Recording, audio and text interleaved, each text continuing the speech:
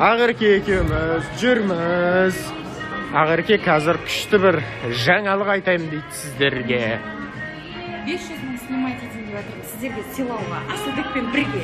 Әне. Кенже тұр.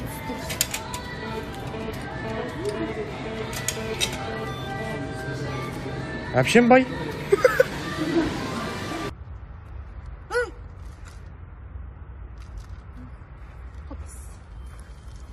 Ой, не істеп жүрсіз?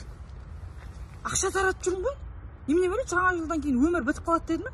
Ешкім жоқ қой далада таратып. Ақша беріп шығайын десем бәріне. Ой, маған бересің сонда? Саған бергенше оқырмандарыма таратпайын ба?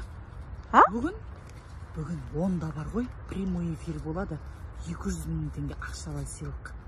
Соны таратам. Жақсы ке сонда. Шартты білесіңдер ғой. Үнемеңдер. Тыныш, тезірек не қылаңдар. Әйтпесе бәрін таратып тастайын.